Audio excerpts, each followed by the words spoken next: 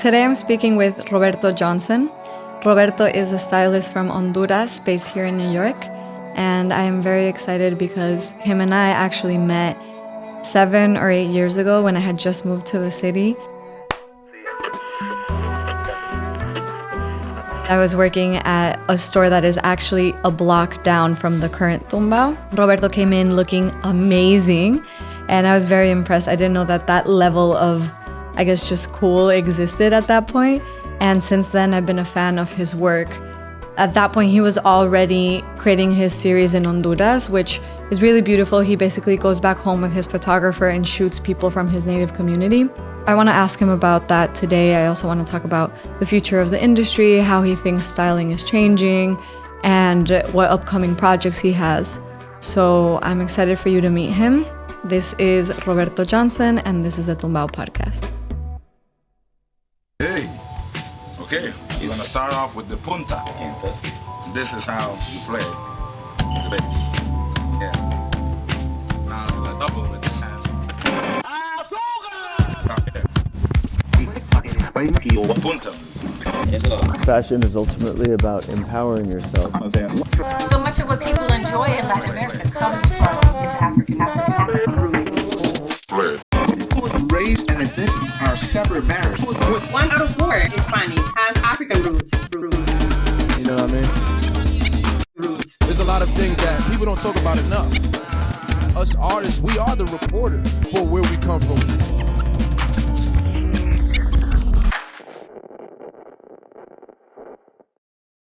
So, mi queridísimo. Hola.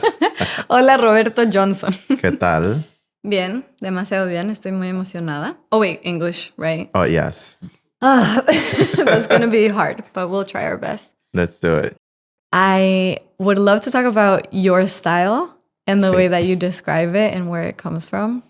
Okay, when it comes to my personal style, well, first I developed kind of like a uniform, and that's I think that it's like a recipe that it just works for me and help me just to like get up and get out of the house ASAP, you know.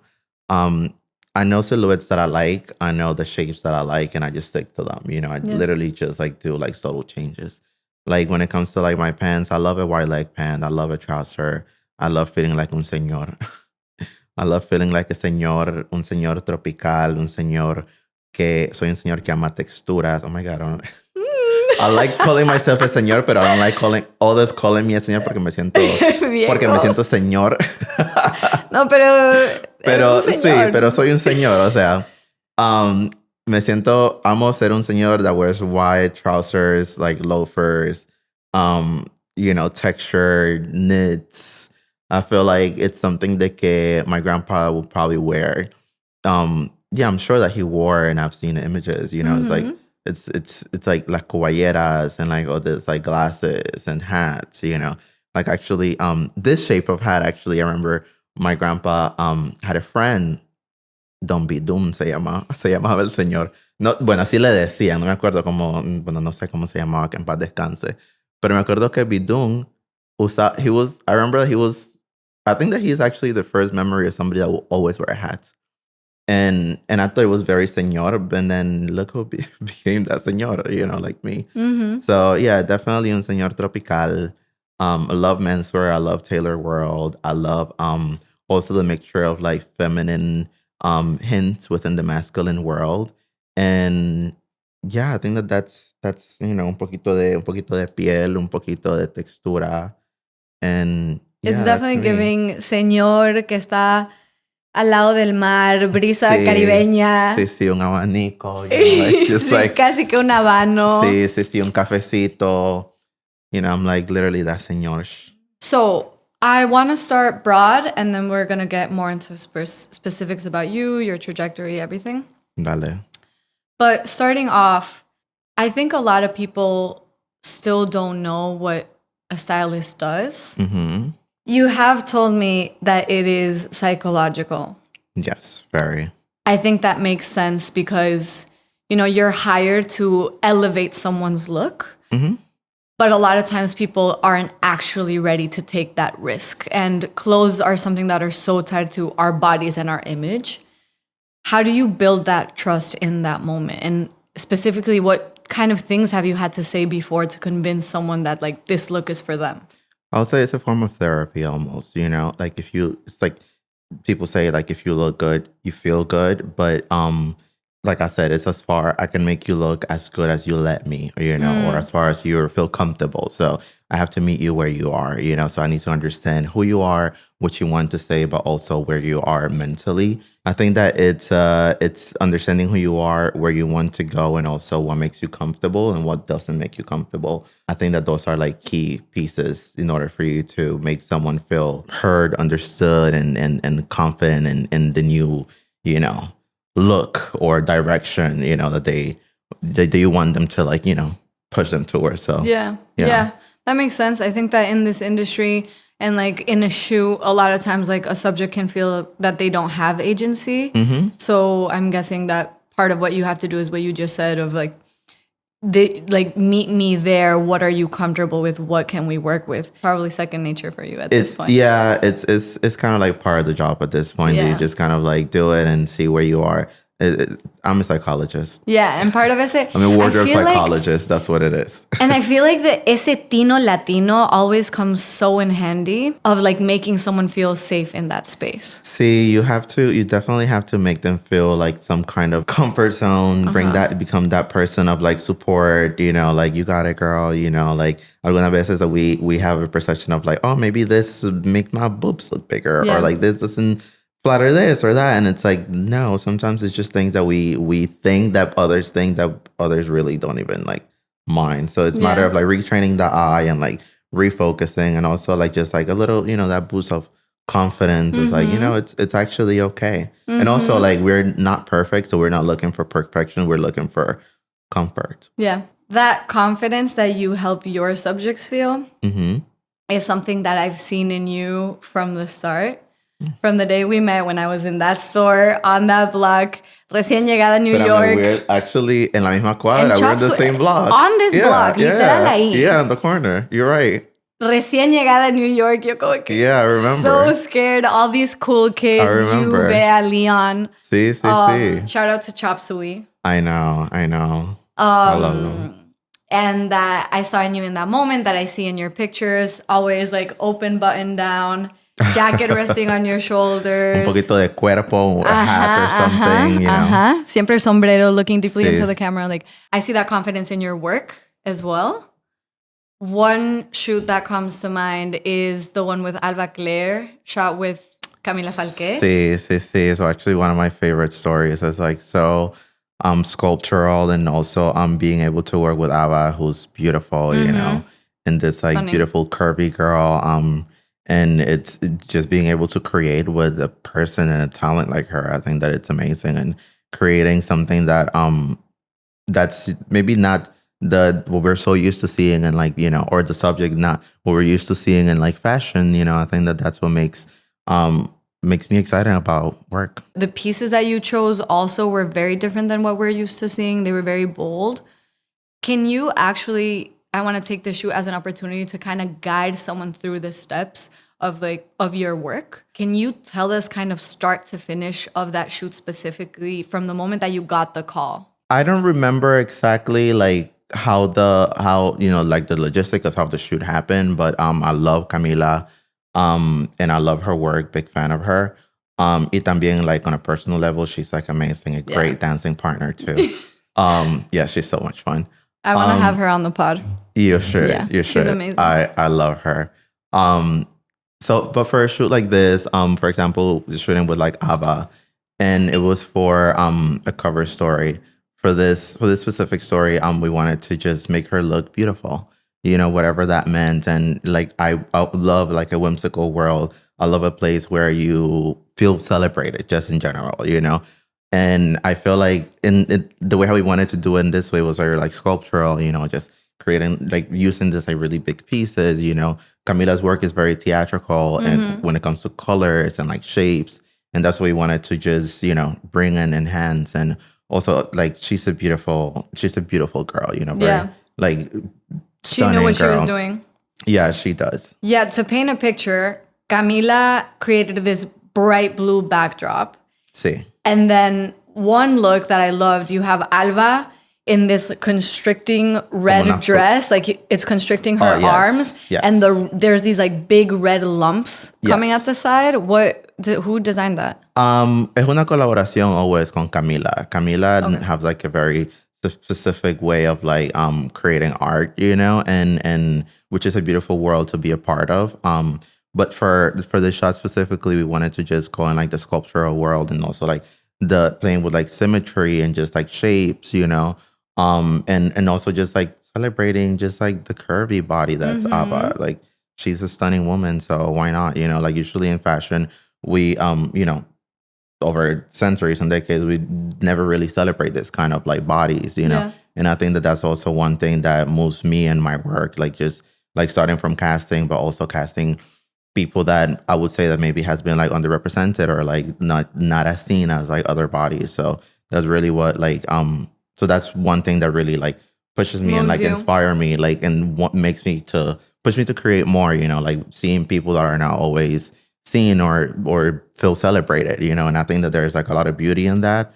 I feel like a lot of your creative starting points start with the casting. Yeah. Do you call them and ask them questions? Do you look at their Instagram? I try to get a sense of who the person is. Like I approach styling the way how I dress myself, you know, like it's like, who am I and who I want to be today? And that's the same way how I start, you know, looking at a subject. Who are they and who do we want them to be or who they want to be, you know, depending on like the type of like shoot or project that we're working on. So, and how do you get there to knowing who they are? A lot of times from social media, you know, like your social media can tell me like give me a sense of who you are or how you want to be seen, you know, how you want others to perceive you. So that's also like a really great tool. Sometimes we do get to like, you know, get a chat before like shooting and things like that.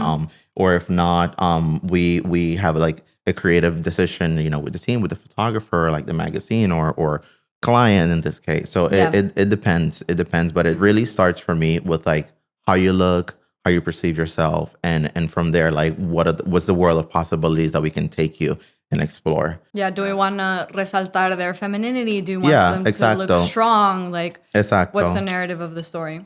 Exactly. So it's like so many ways that it can be like taken, but I always start with like who this person is and cuáles son esas virtudes or interesting parte de su persona o cuerpo or that factor that we want to like enhance or like highlight or celebrate. So I think that that's always a thing for me. A driving force. Yeah. And just to go back to the specifics a little bit, real quick, let's talk about the workflow. It's like you have a call, you get a mood board. Algunas veces sí. A veces. Let's talk about this shoot specifically, let's say. For this one, I think that we had a lot of creative direction. Okay.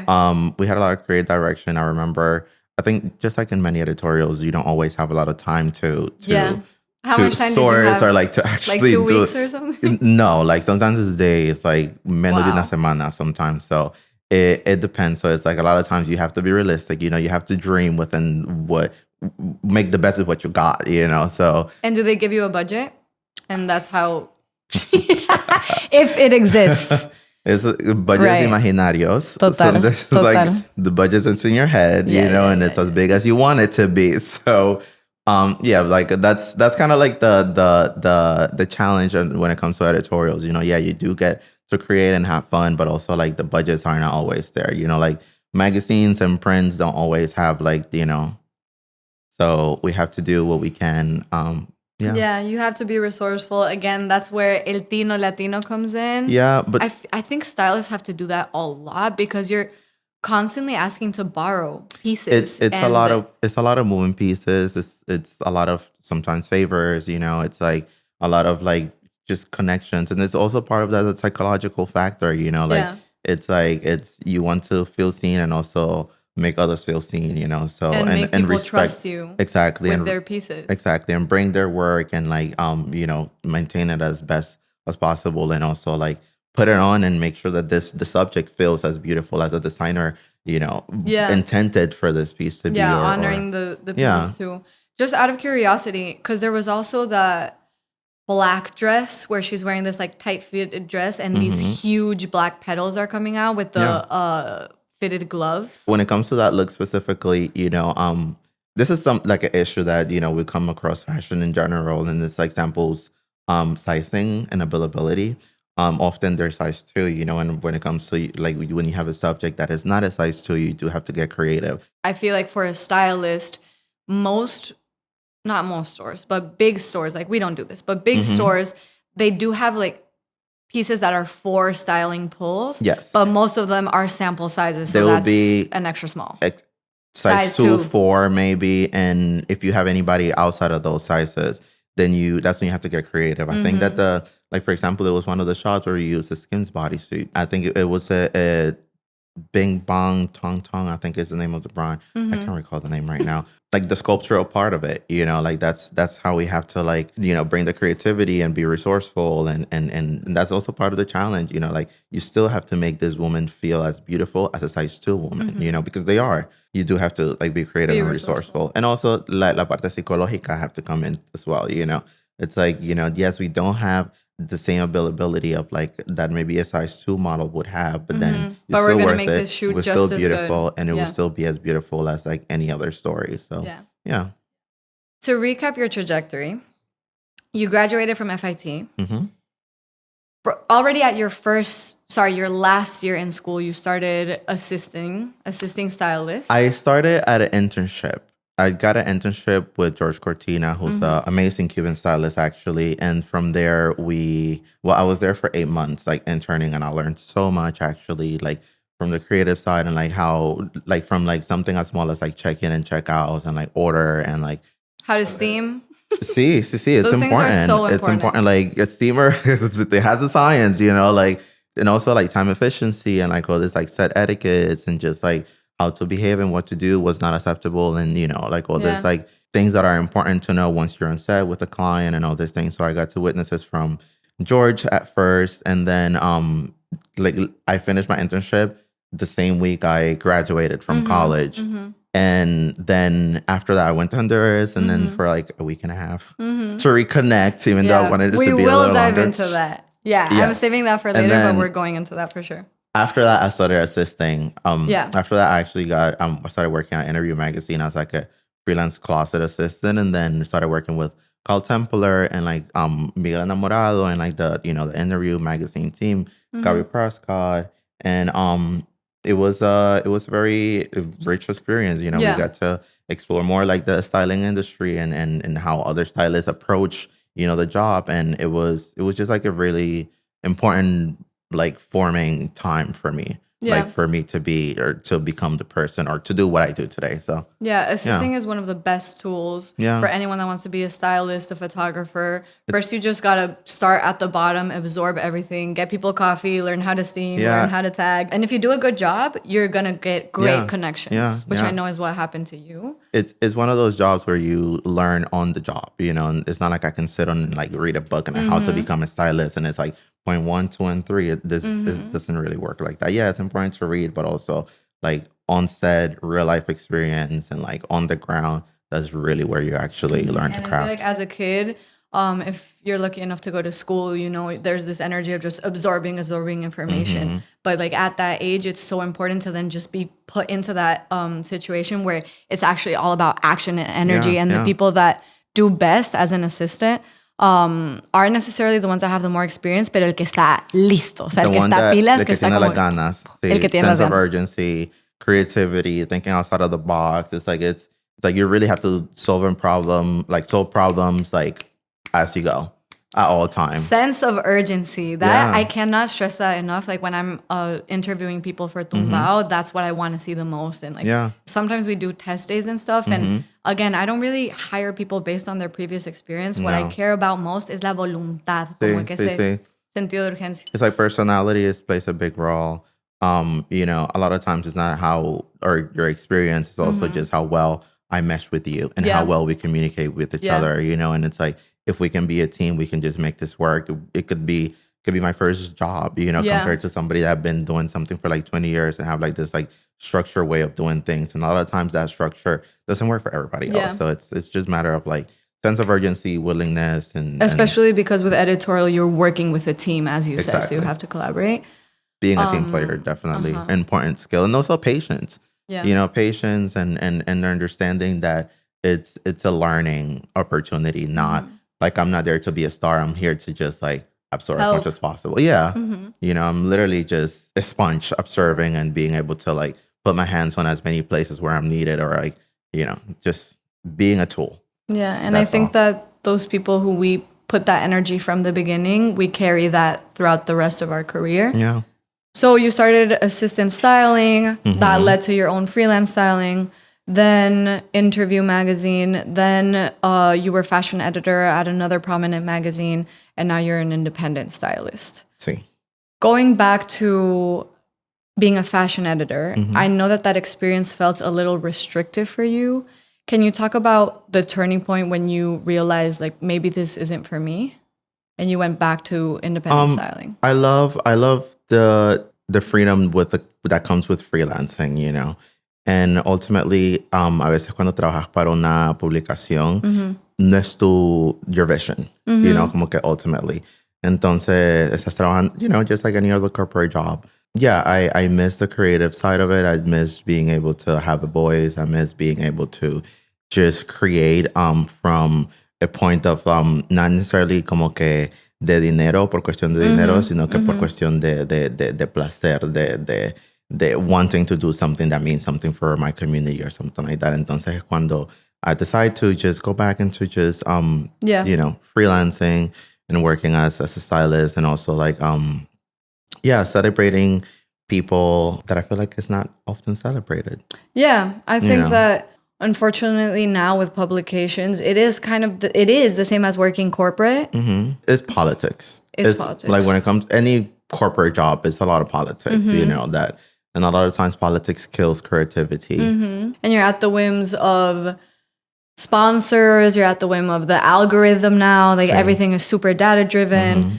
There's also stuff with non-compete that a lot of my friends have had trouble with, where they like want to do other kinds of work, but they can't because the magazine or the platform is like solo con nosotros, which if there was all the money in the world, maybe someone would be willing to sacrifice that. But because these publications usually, aren't offering that to their staff anymore, people want to diversify. Driven. Yeah, it's advertisers driven. So if it doesn't make sense for the advertisers or the brands or like what's hot in the moment or things like that, it's not, the focus, and, that's not what drives me. So I think a lot of us don't know how much control brands have over magazines nowadays. Yeah, it does. Can you talk about things like full look policies and how that how that is shaping a lot of the images that we see today? Full look policies is one of those things that it's kind of like it only benefits the brands type thing. It's kind of like a way of how our brains, when things are often repeated, it kind of like becomes kind of like stamped in our heads and that's what brands want us to, that's what brands want to do in our minds, like this is the look for the season, or, te lo van a meter por todas partes. Like, te lo ponen en los ojos, like, on this, and that publication. So you will flip through magazines seeing the same look over and over again, which is great for them, for like the brands, for like identity and like all this, like, the repetition of it. Tell me specifically, what is a full look policy for someone that doesn't know? Meaning that, okay, a full look policy is like, for example, a brand like, let's say, Balenciaga. Yeah. You see look 32 on the runway, that's how exactly have to be shown on pretty much for the entire season on every magazine where you get that look shot, So it's not like you can mix a Balenciaga top with like, X, Y, or C pants, No, like it have to be literal, the same top, same bottoms, like as you saw it on the runway. The only thing that changes ultimately is the body. So it becomes kind of like a indirect editorial, for like, or like marketing for the magazines, because you as a customer, you keep, seeing the same look over and over and over. And, ultimately that's kind of like a strategy to make people want to buy or identify or a brand or like an aesthetic associated an aesthetic with like a brand type thing. So, yeah. And for you, that comes up doing an editorial for a magazine, not necessarily just like you're doing an editorial for Balenciaga. It's like you're doing a story, but one of these sponsors of the magazine is Balenciaga, is Fulanito. They don't always have to be sponsors, but, you definitely want to have like a good relationship with these brands because, you will probably need them later on, and like there's other projects. They're and probably things your like that. advertisers. Exactly. But even if they're not, you still have to follow like the full look policy. Like literal on the emails that will tell you like, just FYI, full look policy, and you kind of have to like acknowledge it. And it's just like a way of like keeping that relationship as well. Like okay, so then in that case it's like the brands are like, you can use this piece, but only if you do full look. Exacto. Okay, understood. Exacto. And obviously as a stylist, you're like, then why am I here? It's just like a copy and paste for like a stylist, literally like a copy and paste. And that's when you also have to get creative with like the set, like how can we tell or how can we show the same look that we've seen already like in 32 publications this season? How can we make it different, So that's why I get very excited about the work that you're doing at Honduras, that you've been doing for like 5 years, I think? No, a little longer. I think like it started I think like around 2017. Okay. Yeah. 2017, like a year after I graduated college, actually. You know what? Yes, because when we met, which I moved to New York 2018, that's when I started working there. You were already doing this, like beginning, I think. Yeah, I think that it was like the second time when we met. I think it was like the second time that Evan and I were going to Honduras. Uh-huh. Yeah. And the reason why it's so exciting is because I can see what you can make when you have full creative freedom. And also when you're like fully inspired with the story. Yeah. An image that comes to mind, for example, of this series, this ongoing series, is the one of the fisicoculturista, the bodybuilder that's like standing on top of a car, like, muscles glistening. Sí, Andy Ramirez. He's actually a cousin. Special. Okay. Yeah, he's actually one of my cousins. My grandmother and his grandmother were identical twins.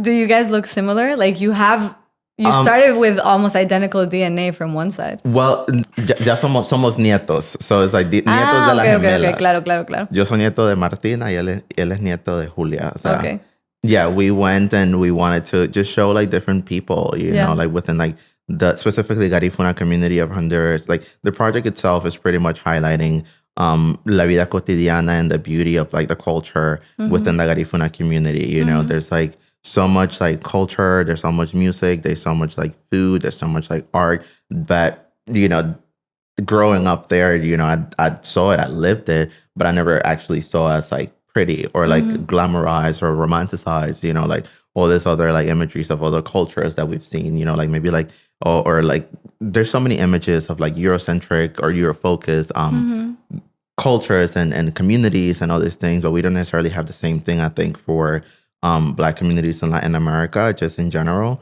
So I think that's where, I like after graduating college, I went to Honduras, and it was kind of like a point of like reconnecting with myself, with the Roberto that left at 14 years old, like that kid, revisiting these places as like an adult with a different perspective in general. And that's when I was like, wow, there's so much beauty in here. And I'm like, why do we not celebrate it? Why do we not embrace it? Like this is the place where a lot of these references actually are born, and they're just taken elsewhere and like recreated, and forgetting about the place where these things actually come from, or like the purpose or like the reason, like there are a lot of the trends are born from like necessities or like cultures and things, but we forget about the beginning. And I was like, whoa, this is actually where all these things come from. So I wanted to just like celebrate it and kind of like change a little bit of the narrative, or have someone, like that I wish have someone that had something that I didn't have growing up, which is seeing this kind of images and feeling proud of it. And it's like, this could be considered high-end as well. It's not just because it's like poor people or Black people, it's considered not pretty, when it's like, it's stunning, it's beautiful. And I think that it's even like more beautiful in the effortless factor of it, because it's something organic that just lives there. It's just haven't been seen with the right eyes, maybe. So, yeah. I think that's why we love fashion, right? Because it's a way to celebrate something. And what you're trying to do is celebrate Afro-Latino culture and your heritage. And the images definitely do that. I love them. Another one that comes to mind is the one of the pageant queen in her house. Oh, yeah. I think the photo is like, you can see like the trophies and stuff like that. Catherine, we actually shot her. And one of the things also about this project is like, yes, we will bring like other designers that maybe not necessarily fit in this world, but it like stereotypically, but in real life, it's where it comes from, like we literally had this beautiful beauty pageant queen, kind of like la reina de la feria de la ciudad. And she was a beautiful Black girl. And I'm like, I really want to shoot her, but I want to shoot her not like in a place that's just like glamorized and like things that doesn't really reflect the place where we are, you know, like or like this like Eurocentric glamour or focus. It's like, no, this girl lives here, you know. This is like creo que le llaman como flor de barranco, por decirlo así, o flor del barrio, por decirlo así. Like, she comes from like a place that might not necessarily represent like luxury, but she made it, you know. She made something so beautiful out of like the place that she come from, you know. And it's like now she's doing like so many other things. Now she's doing like TV and stuff like that, and comes from like this place súper humilde y creo que fue criada por su abuela, si no me equivoco, personas mayores. And you see the art that this woman has become, you know, and she's gorgeous. And you shot her in the house that made her a queen. Yeah, in su casa, en el barrio. And it's something that you probably will not, or people or from this spaces probably wouldn't think that, oh my God, this is the place where a queen should be shot, you know. And it's like, no, this is real life and there's beauty within it. And yeah, like you said, it's like, this is where the queen come from. And going back to, you know, my first question about you being a stylist y ese trabajo psicológico, what was it like being in this space and initially proposing these shoots to people that aren't usually models or used to like casting processes, used to editorial processes? All right, guys, this is where the episode cuts off. Full episodes are exclusive to our Substack subscribers. Head over to Substack and search for Tumbao. We like Substack because it's a platform that's good for building community, which is what Tumbao does best. Much like what we do in our store, our Substack is going to be a place where you guys can talk to each other, make new friends, connect. You can ask us questions or get exclusive content related to the fashion industry. It's a $5 monthly subscription. We invite you to invest in the future of Tumbao.